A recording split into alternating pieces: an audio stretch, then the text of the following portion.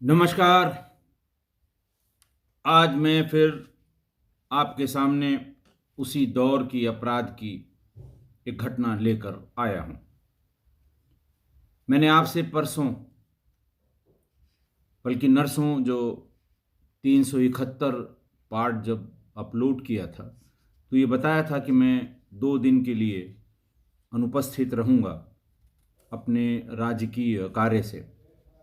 मैं दरअसल, जो हमारा यूपीडा का बड़ा प्रोजेक्ट है, गंगा एक्सप्रेसवे, उसका शिलान्यास प्रधानमंत्री माननीय नरेंद्र मोदी जी द्वारा किया जाना था। कल वो प्रोग्राम शाहजहांपुर में संपन्न हुआ और कल देर रात में वहां से आ पाया।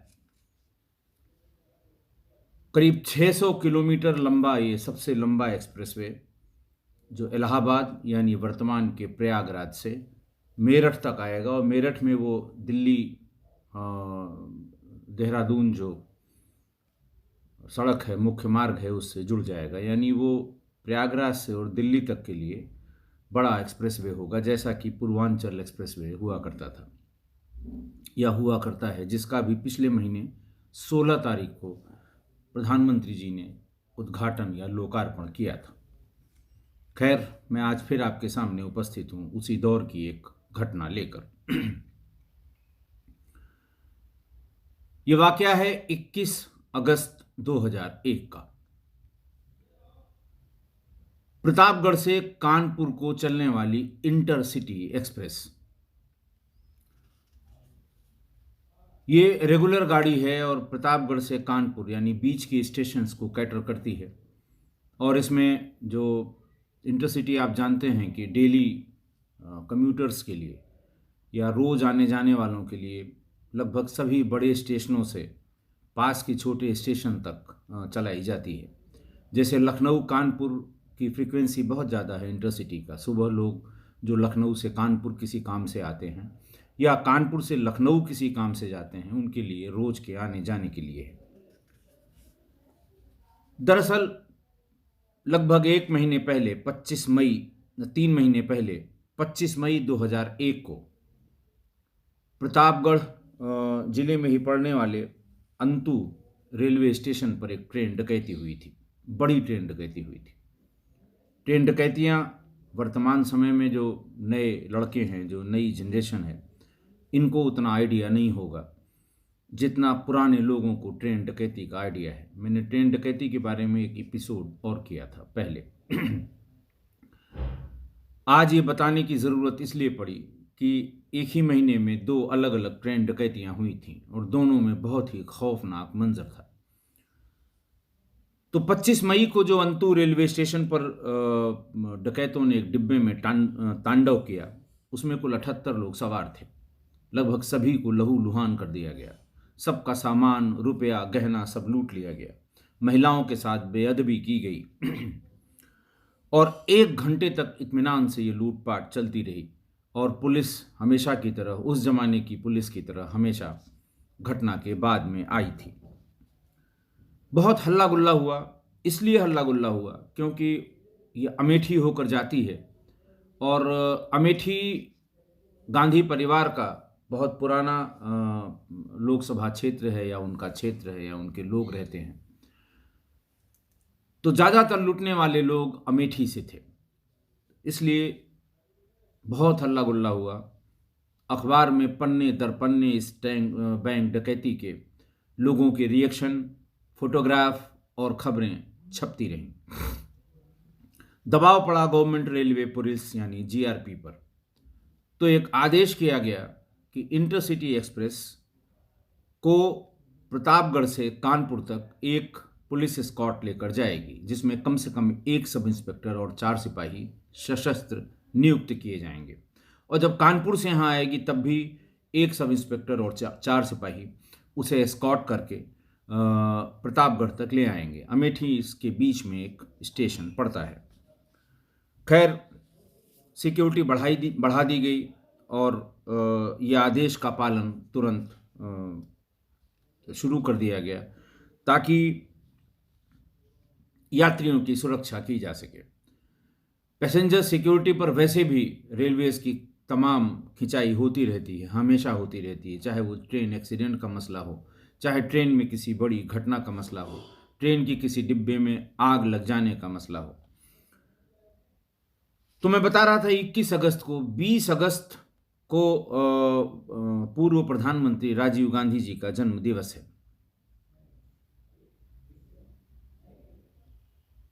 20 अगस्त को उनके जन्म दिवस पर आयोजित कार्यक्रम में भाग लेने के लिए अमेठी में बड़ी संख्या में लोग इकट्ठा हुए थे।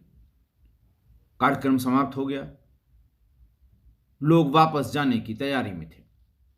ऐसे में सुल्तानपुर जनपद के संग्रामपुर और धम्मौर जिले के 7-8 लोग जो बेसिकली डकैत थे, उन्होंने सोचा कि हम यहाँ आए हैं, एक आयोजन में मुझे लाया गया है, आयोजन हो गया, चलते समय कुछ हाथ साफ कर दिया जाए, 2-4 महीने का खर्चा निकल आएगा।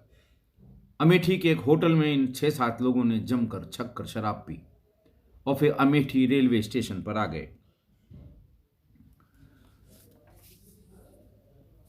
इंटरसिटी प्रतापगढ़ से आते समय थोड़ा सा लेट हो गई थी, करीब 15 मिनट 20 मिनट लेट हो गई थी।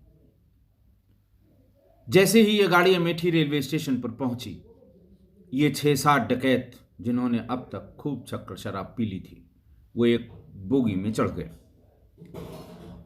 ट्रेन जैसे ही चली, उसके 15-20 मिनट बाद जब ट्रेन ने रफ्तार पकड़ ली, तो इन सब ने चाकू, कट्टे, तमंचे और एक पंजा होता है, पंजा हाथ की 4 उंगलियों के बीच में उसमें खाने होते, इसमें फंसा दिया जाता है। तो बाहर की तरफ इसमें बहुत ही नुकीले 4 हुक होते हैं, काफ़ी मोटा होता है, लोहे का होता है, ताकि आप इससे अगर वार करें या किसी को खरोंच लें तो उसे बहुत गहरा जख्म हो जाएगा। 2-3 के पास ये पंजे, इसको पंजा लोकल लैंग्वेज में से पंजा कहते हैं, कहीं कहीं से खूनी पंजा भी कहते हैं। तो ये पंजा और कट्टे और चाकू निकाल के इन्होंने भद्दी भद्दी गालियां देकर एकदम से हल्ला मचा के यात्रियों को डरा दिया। यात्रियों की लूटपाट इन्होंने शुरू की और जिस किसी ने भी विरोध किया उसे उसी पंजे से ऐसा खुरस दिया कि उसके शरीर में खून ही खून, लहू लिहान हो गया। तमाम के चेहरों पर पंजे से जब रगड़ा गया तो 4 निशान ऐसे खरोंच के, और इनमें से खून बहने लगा। डकैतों ने सबसे पहले state bank of India Pratapgarh के फील्ड अफसर M.K. महिंद्रा, उनसे 2 सोने की अंगूठी, 2 घड़ियां, 1 टेप रिकॉर्डर, और उस समय वॉकमैन बहुत चलता था, लोग अपना रख के और कान में ईयरफोन लगा के गाने सुना करते थे जहां लंबी दूरी की उन्हें यात्रा करनी हो, वो छीन लिया। उसके बाद उनके ठीक बगल में बैठी Shrimati Naimul Nisha, wife of Noor Mohammad, resident of Pitai का पुरवा, थाना कोतवाली, नगर प्रतापगढ़, इनसे 2 सोने की अंगूठियां छीन ली। उसके बाद इन्होंने कान में बालियां पहन रखी थी, उनको उतारने के लिए कहा। श्रीमती नैमुल निशा हड़बड़ी में उन कान की बालियों का जो उसमें स्क्रू होता है वो खोल नहीं पाई, तो दोनों ही कान की बालियां झटके से खींच लीं और उनके दोनों ही कान कट गए, बुरी तरह से ब्लीड होने लगे, उनके पूरे कपड़ों में खून खून हो गया। फिर वो जो 6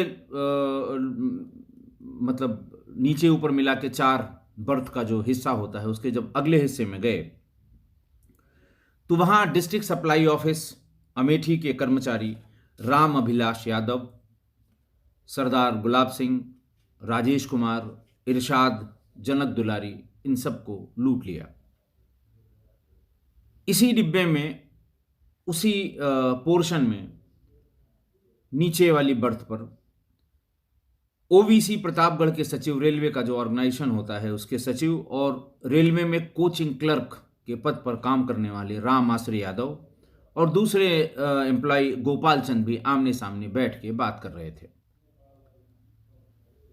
पहले जो डकैत आया उसने तमंचा कनपटी पर लगाया और श्री गोपाल चंद से पैसे के लिए कहा कि जो पैसा हो निकाल दीजिए। गोपाल चंद ने अपनी घड़ी और जेब में रखे हुए 400 रुपए उसको निकाल कर दे दिए। फिर राम गोपाल की तरफ मुड़े, उसकी तरफ, रामविलास की तरफ मुड़े, रामाश्रय की तरफ। तो राम गोपाल ने विरोध किया कि भाई कुछ पैसे दे दीजिए, हमको स्टेशन पर उतर के टेम्पो से अपने घर जाना है। इतना सुनते ही वो डकैत गोपाल चंद्र की तरफ पलटा और उनसे एक गोली मार दी। गोली उनके दाहिने हाथ में लग गई। जब वो डकैत से बात कर रहे थे गोपाल, और वो पलट के उसने तमंचा से अपने गोली मार दी, गाली दी, इसी बीच में रामाश्रय को मौका मिल गया। रामाश्रय ने अपने पास जो उनकी लाइसेंसी रिवॉल्वर थी, निजी रिवॉल्वर थी, वो उन्होंने निकाली और डकैत को सटाकर गोली मार दी। घायल डकैत डिब्बे की गेट की तरफ भागा। रामाश्रय उसके पीछे पीछे हो गए। रास्ते में उसे दो और डकैत जो पहले उनको लूट कर आगे की तरफ बढ़ गए थे, वो दिखाई पड़े। रामाश्रय ने उन दोनों को भी एक एक गोलियां मार दी। वो दोनों और जो पहले डकैत घायल हुआ था, ये सब गेट की तरफ भागे। गेट पर खड़े हुए डकैत ने फिर रामाश्रय की तरफ, उनके रिवॉल्वर की तरफ झपटने की कोशिश की। रामाश्रय ने उसको भी गोली मार दी। 4 लोगों को गोली लग गई, 4 डकैतों को। बाकी डकैतों में अफरा तफरी हो गई। सारे एक साथ भागकर गेट पर आए और उन्होंने घायलों को चलती गाड़ी से नीचे ढकेल के खुद चलती गाड़ी से कूद गए। अब चूंकि इसी गाड़ी में 2-3 महीने पहले डकैती पड़ी थी और बड़ा हल्ला गुल्ला हुआ था, और जीआरपी ने डिसाइड किया था कि गाड़ी जाते समय इसमें पूरी स्कॉट लगेगी, सब इंस्पेक्टर और सिपाही रहेंगे। तो ठीक बगल वाले डिब्बे में थानाध्यक्ष जीआरपी प्रतापगढ़ स्वयं अपने 4 सिपाहियों के साथ मौजूद थे। बगल के डिब्बे में गोली चलने की आवाज सुनकर वो और उनके सिपाही गेट पर आ गए। जितना वो झांक सकते थे, उन्होंने देखा कि डिब्बे से 1-2 आदमी नीचे ढकेल कर गिराए जा रहे हैं। तब तक शोरगुल में पीछे पीछे और जो यात्री आए, डकैत डकैत कह के चिल्लाए। इतना उनको अंदाज लग गया कि ये जो नीचे कूद रहे हैं या जो गिरे हैं, ये डकैत हैं। उन्होंने भी उन गिरते हुए आदमियों पर गोलियां चलाई। पहले उन्होंने चेन खींचकर गाड़ी को रोकने की कोशिश की, लेकिन गाड़ी नहीं रुकी। इस अंदाज पर उनके सिपाहियों के पास जो गोलियां थी, उन्होंने चलाकर खर्च कर दी। थोड़ी देर जब वो गाड़ी नहीं रुकी, तो थोड़ा आगे जाकर रेलवे स्टेशन अंतु पर वो गाड़ी अपने आप रुक गई। प्लेटफॉर्म पर अफरा तफरी मच गई। जो लोग घायल थे वो भाग के नीचे आ गए। बाकी सारे लोग भी नीचे आ गए। लूटे पिटे थे वो भी नीचे आ गए, और रामाश्रय और गोपाल ये दोनों भी नीचे आ गए। पूरी बात ट्रेन का एस्कॉर्ट कर रहे प्रतापगढ़ के जीआरपी के एसओ और उनके सिपाहियों को बताई। सेट पर हल्ला हुआ, लोकल फोर्स आ गई। ये लोग भाग के उस जगह पहुंचे जहां पर ये बदमाश कूदे थे। वहां जाकर देखा कि 2 तो मरे पड़े हैं, एक उनमें जिंदा है जिसका नाम था Dilip Singh, son of Randhir Singh, resident of Handauriya, थाना धम्मौर, जनपद सुल्तानपुर। उससे पूछताछ की गई, कितने लोग थे, उसने सबके नाम बता दिए। जो मरे हुए थे उनकी भी शिनाख्त करके बता दी, और जो बाकी शामिल थे वहां से भाग गए। और हर हाल में उनको चोट लगी होगी, क्योंकि अच्छी स्पीड की चलती हुई ट्रेन से कूदे थे। उसने नाम बताया कि अगल बगल के गांव के महादेव, सुभाष, धर्मेंद्र, सर्वेश, डब्बू और शिंपू, इतने लोग हम लोग ट्रेन में सवार हुए थे। वहां पर फंक्शन अटेंड करने के बाद शव को और दिलीप को भी अस्पताल की तरफ रवाना किया गया। अस्पताल पहुंचने से पहले ही दिलीप ने भी दम तोड़ दिया। बाद में धीरे धीरे करके अगले 15-20 दिनों में बाकी के जिन लोगों का नाम उसने बताया था, जो शामिल थे इस डकैती में, वो पकड़े गए।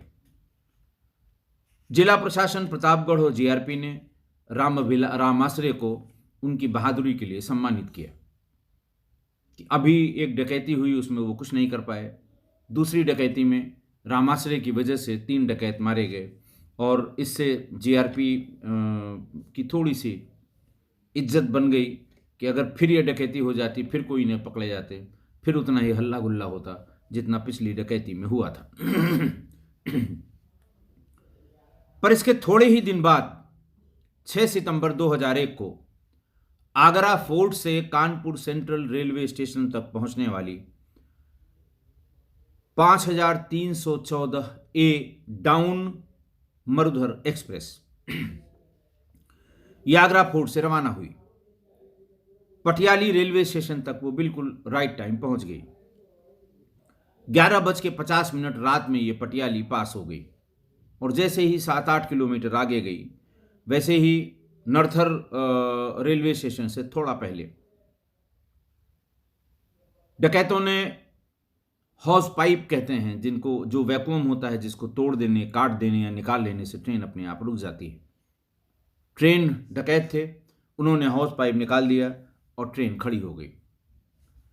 ट्रेन खड़ी होते ही डकैतों ने अपना काम शुरू कर दिया और पहले से फिक्स इस घटना में जैसे ही ट्रेन खड़ी हुई, वहां आसपास झाड़ियों जंगलों में छिपे हुए 10-15 डकैत और उस डिब्बे में चढ़ाए। सबसे पहले उन्हें आरपीएफ पीलीभीत में तैनात सिपाही रघुनंदन लाल दुबे वो अपनी बर्थ पर आरपीएफ की अपनी वर्दी लेटे हुए सो रहे थे। उनको 3 बदमाशों ने कट्टा दिखाया और कहा, घड़ी, अंगूठी और पैसा जो कुछ हो निकाल दो। रघुनंदन दुबे ने इसका विरोध किया। उनका बेटा भी उनके साथ था, उसने भी इसका विरोध किया।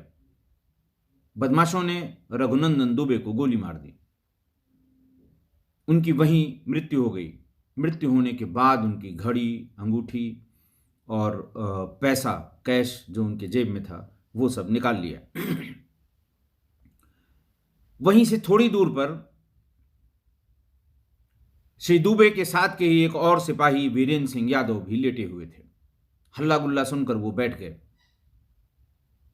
इस बार डकैतों ने वर्दी में दिखे उस सिपाही को देखते ही गोली मार दी। उनकी भी मौके पर ही मृत्यु हो गई। डिब्बे में करीब करीब 50 यात्री उस समय मौजूद थे। उनको डकैतों ने तबीयत से लूटा, महिलाओं के साथ बदसलूकी की। महिलाओं के बहुत छोटे छोटे जेवर, नाक के, कान के, पायल, बिछिया, ये भी उतार लिए। इन 50 में से जिन 3-4 यात्रियों ने बदमाशों का विरोध किया, बदमाश उन्हें अपने साथ ट्रेन के डिब्बे से उतार ले गए। बाकी को छोड़ दिया। उनमें से 2 फौजी थे जो छुट्टी पर अपने घर जा रहे थे। उनको वो जंगलों में, बीहड़ों में ले गए। बीहड़ का इलाका है ये, नरथर के पास का। उन दोनों को फिर उनके घर पे कांटेक्ट किया गया। उनसे फिरौती की रकम वसूली गई, उनके परिवार वालों से। तब उन 2 फौजियों को छोड़ा गया। जब लूटे पिटे घायल यात्री सब अगले रेलवे स्टेशन पर पहुंचे तो जीआरपी ने उनका मुकदमा लिखा। गंभीर घटना थी। 2 सिपाही वर्दी में गोली से मारे गए थे। 50 के 50 यात्री लूटे थे। यात्रियों में जो कम उम्र की महिलाएं या लड़कियां थीं, उनके साथ बदसलूकी हुई थी। बहुत ढूंढाई हुई, बहुत कॉम्बिंग हुई। पुलिस जो अपनी तुरंत, चाहे दिखाने के लिए, चाहे अदरवाइज भी जो कार्रवाई कर सकती थी वो की, लेकिन किसी का पता नहीं चला। 10 दिन बाद जब ये पता लगा कि ये 2 फौजी लोग अपहरित हुए थे और पैसा देकर वापस लौटे हैं, पुलिस उन पर टूट पड़ी। कहाँ ले गए थे, किस जगह ले गए थे, कितने आदमी थे, कितना पैसा दिया, कैसे बात हुई, रैंसम की बात किसके थ्रू पता लगी, कहाँ से खबर आई, कौन पैसा लेकर गया था, जहाँ पर गया था वहाँ जो देने आया था उसका हुलिया क्या था। ये तमाम सवाल जो हमेशा पुलिस पूछा करती है, ये सवालों की झड़ी लगा दी गई। बाद में पता लगा कि जिन लोगों ने ये पैसा लिया था, जिन डकैतों ने, वो निर्भय गुजर का गैंग था और नॉन गैंग मेंबर्स थे जो सालों साल से फरार चल रहे थे और पुलिस इनको छू भी नहीं पाई थी। नाम सुनते ही पुलिस फिर खुद भी और सारे प्रकरण को भी ठंडे बस्ते में डाल दिया। पूरी जानकारी ये हुई कि उस जमाने में अपहृत को पकड़ कहते थे, अभी भी पकड़ ही कहते हैं। ये पकड़ उस समय बेची जाती थी, एक बड़ी लंबी चेन थी। कस्बों में, गांवों में, गिरावों में ये पता लग जाए कि इसने जमीन बेची है, इसके पास लाख रुपए आ गए हैं, 50,000 आ गए हैं, तो वहां के आसपास के छोटे मोटे जो बहुत कैजुअल टाइप के मेंबर हुआ करते थे, वो किसी न किसी बहाने उनको जंगल में ले जाते थे, फिर बीच के किसी गैंग को 10-5 हजार रुपए में बेच देते थे। वो ले जाकर जो बड़े डकैत उस जमाने के थे, निर्भय गुजर टाइप के, उनको वो ज्यादा रकम में बेच दिया करते थे और फिर निर्भय गुजर या उनके गैंग के लोग उनसे बड़ी रकम वसूल लेते थे। पुलिस की तफ्तीश में यह आया कि इन दोनों को भी इसी तरह ये जो गैंग था, ये छोटा मोटा कोई कैजुअल टाइप का गैंग था, ले जाकर उसने निर्भय गुजर के गैंग को 10-10 हजार रुपए में ये पकड़ बेच दी और बाद में 70-80 हजार रुपए या 1 लाख रुपए लेके निर्भय गुजर ने इन दोनों को छोड़ा। आज की दोनों घटनाओं से आपको अंदाजा लग गया होगा कि उस दौर में, उस जमाने में, उस कालखंड में, उस टाइम पीरियड में लोग जान हथेली पर रखकर रेल की यात्रा करते थे, ट्रेन में सफर करते थे, जबकि उस जमाने में ट्रेन ही यात्रा का सबसे सुरक्षित माध्यम था। आज जो एग्जिस्टिंग रोड्स हैं, ये उस जमाने में नहीं हुआ करती थी। कोई मेजर रोड जीटी रोड को छोड़कर, और जीटी रोड की भी हालत बहुत अच्छी नहीं थी। बड़े बड़े कस्बों और शहरों में जो जिससे ये होकर जाती है, अतिक्रमण की वजह से 2-2 घंटे, 2.5 घंटे बड़े कस्बों में जीटी रोड पर चलने वाले वाहन भी फंस जाया करते थे। आज भी जीटी रोड की वही दुर्दशा है।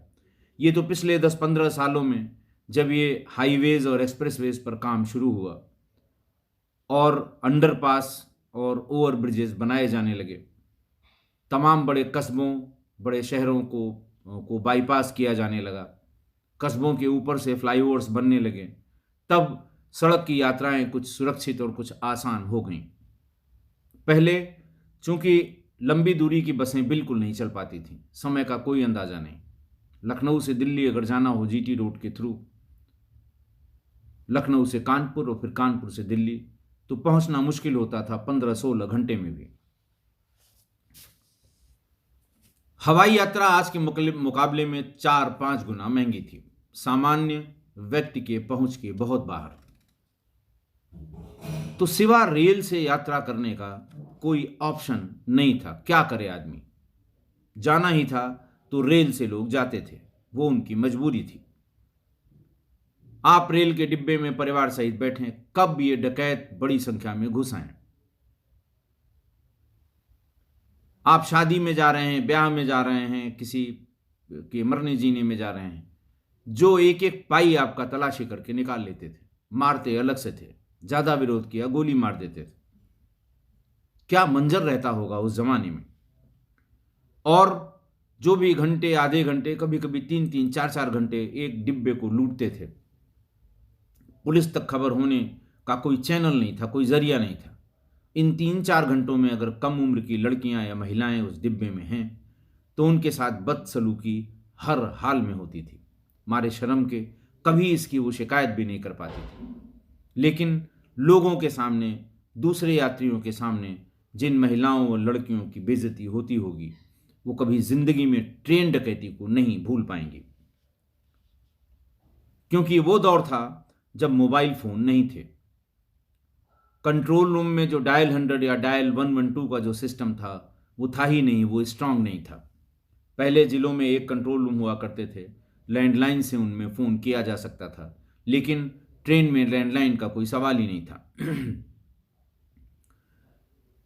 जब मोबाइल भी आ गए, उसके बाद भी ये ट्रेन डकैतियां कम नहीं हो पाई थी। कारण उसका ये था कि मोबाइल रूट्स में पूरा रूट नेटवर्क से कवर्ड नहीं था, किसी मोबाइल नेटवर्क से।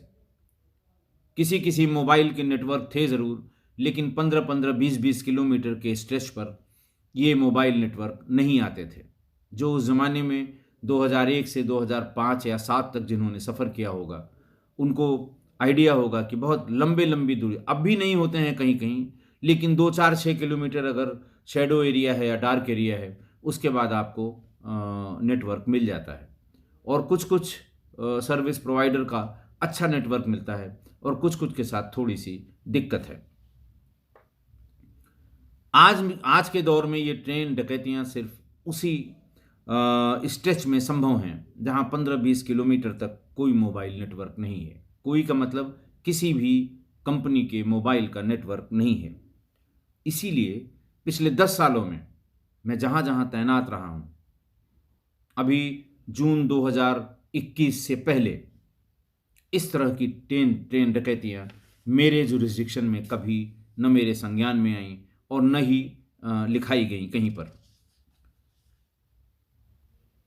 चेन में मोबाइल फ़ोन की छिनैती, पर्स की छिनैती और चेन जो आप अगर गेट के पास बैठे हैं या बैठी हैं, या हाथ बाहर करके ट्रेन में आपका हाथ बाहर है, या आप बहुत सट के बैठी हुई हैं, तो जैसे ही ट्रेन चलती है, ट्रेन में हल्की सी स्पीड आ जाती है, तब इस तरह की घटनाएं तो होती हैं कि आपकी चेन छीन कर कोई भाग गया। जब तक आपको होश आए, ट्रेन की स्पीड 40 किलोमीटर से ऊपर हो गई। आपका अगर मोबाइल उनकी जद में है तो गेट पर खड़े खड़े मोबाइल छीना और कूद गए। आप जब तक हल्ला चिल्लपो मचाएंगे, तब तक वो ट्रेन आपकी स्पीड पकड़ चुकी होगी। उसके रुकते रुकते भी ये कहीं गायब हो जाएंगे। तो ये पिछले 10 सालों से भला हो इसी फ़ोन का, मोबाइल फ़ोन का, कि 10 सालों से इस तरह की जो घनघोर टाइप की ट्रेन डकैतियाँ हुआ करती थी, वो अब नहीं होती हैं।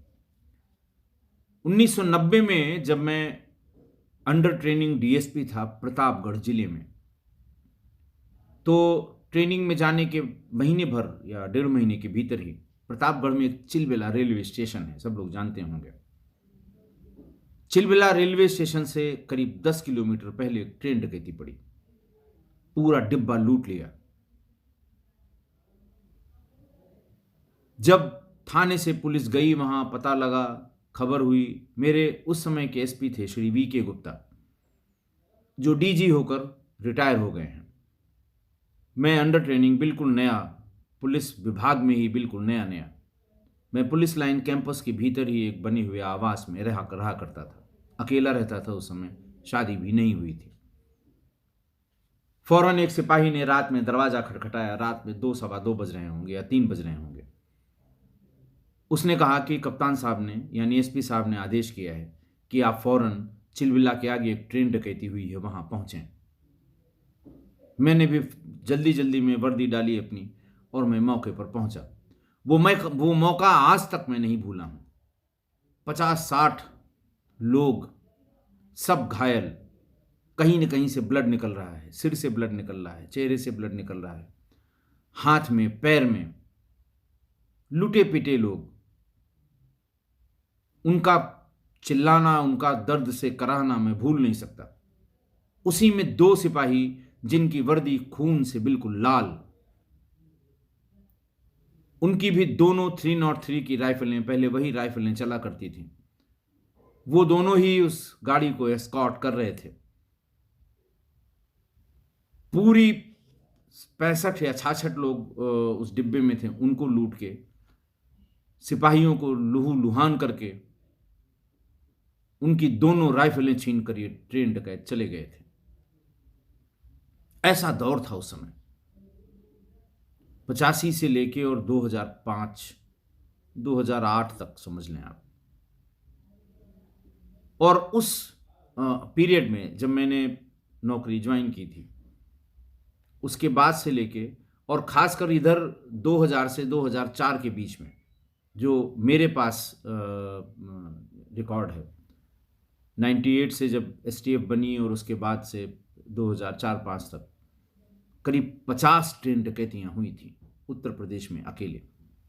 पिछली बार जब मैंने ट्रेन डकैती के बारे में बताया था तो तमाम लोगों ने अपने साथ हुई ट्रेन डकैती के किस्से लिखे थे, लेकिन ये भी उसी दौर के थे।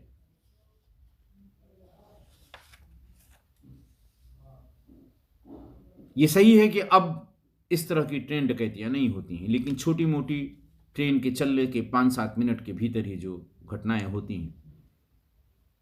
मैंने एक बार और आपसे बताया था कि आप किसी भी दूसरी जगह जाते समय, अगर आप ट्रेन में हो, आप गाड़ी में हो, आप बस में हो, तो कंट्रोल रूम के नंबर को इस तरह फीड करें कि जब आप कॉन्टैक्ट्स को खोलें, कॉन्टैक्ट को टच करें स्क्रीन पर, तो सबसे पहले वही नंबर आए। उसका जो बहुत अच्छा तरीका मुझे लोगों ने, सबऑर्डिनेट्स ने ही बताया, बाकी लोगों ने बताया कि ए नंबर सबसे पहले आता है, उसको AA कर दीजिए, AAA कर दीजिए, 4 बार ए कर दीजिए, तो उससे ऊपर फिर कोई चीज नहीं आएगी। AAA कंट्रोल रूम कर दीजिए, AAA पुलिस कर दीजिए। तो आप चोरी से भी, अगर मान लिया आपके सामने कोई इस तरह की गंभीर परिस्थिति आ गई, आप कॉन्टैक्ट को पुश करेंगे, पहला नंबर आएगा, उसको डायल कर दें। हो सकता है आप उस समय बोलने की स्थिति में ना हो, कंट्रोल रूम फोन उठाएगा, वो जो आवाज़ आसपास आ रही होगी उसको देखेगा और रिकॉर्ड हो जाएगी वो, फिर वो आपके फ़ोन को ट्रैक करेगा, लोकल पुलिस को बताएगा। तो आप सिर्फ डायल ही कर देंगे तो 15 मिनट में, 10 मिनट में, 20 मिनट में पुलिस आ ही जाएगी। और अगर घटना कोई हो रही है तो रुक जाएगी, और घटना नहीं हुई है तो बिल्कुल नहीं होगी। तो मैं किस्सा गोई परिवार को फिर से एक बार ये कहता हूँ कि आप कंट्रोल रूम के नंबर को सबसे ऊपर अपने कॉन्टैक्ट लिस्ट में रखने के लिए सबसे ऊपर AA कर दें, AA 112 कर दें, AAA 112 कर दें, AAA पुलिस कंट्रोल कर दें, AAA इमरजेंसी लिख दें, कुछ भी लिख दें, ताकि आपको ढूंढना न पड़े। तमाम नए एंड्रॉयड फोन में अब तो इमरजेंसी नंबर करके फीडेड नंबर ही आने लगे हैं, लेकिन फिर भी आप अपनी सहूलियत के लिए, आप अपनी आसानी के लिए, क्योंकि आपका मोबाइल है, आप ऑपरेट करते हैं, आप जब कॉन्टैक्ट्स खोलते हैं तो कौन सा वर्णमाला का कौन सा अक्षर सबसे पहले आता है, उसी को 2 बार 3 बार रिपीट कर दें, तो उसके ऊपर फिर कोई दूसरा कॉन्टैक्ट नहीं आएगा। आशा है आप मेरी इस बात से सहमत होंगे, और आपके साथ इस तरह की अगर कोई घटना और हुई हो, आसपास हुई हो, तो आप हमें ज़रूर बताएं, क्योंकि इन घटनाओं के बताने का मकसद ये है कि ये होता था, लेकिन अब नहीं होगा इसकी क्या गारंटी है। अभी तो जैमर्स का इस्तेमाल पब्लिक के लोग नहीं कर पा रहे हैं, इंस्टीट्यूशंस में ही जैमर लगाए जाते हैं, जेल में जैमर लगाया जाता है, VVIP के विजिट के समय आगे आगे जैमर की गाड़ी चलती है ताकि कोई भी इलेक्ट्रॉनिक डिवाइस काम न कर सके। कल को अगर डकैतों के पास जैमर की कोई छोटी डिवाइस आ गई फिर तो बड़ी मुश्किल होगी। लेकिन हर जैमर का एक एरिया होता है, अगर बगल के डिब्बे में वो जैमर काम कर रहा है तो पीछे के डिब्बे तक उसका प्रभाव निश्चित रूप से नहीं होगा। इसलिए आप अपनी सुरक्षा के लिए, बगल वाले की सुरक्षा के लिए अपनी तैयारी मुकम्मल रखें। तो आप हमें मेल करके बताएंगे तो मैं उसको ज़रूर शामिल करूँगा। मेरी मेल आईडी वही पुरानी rajeshpande61@gmail.com, RAJESHPANDEY 61@gmail.com। आज के लिए इतना ही, बहुत बहुत धन्यवाद।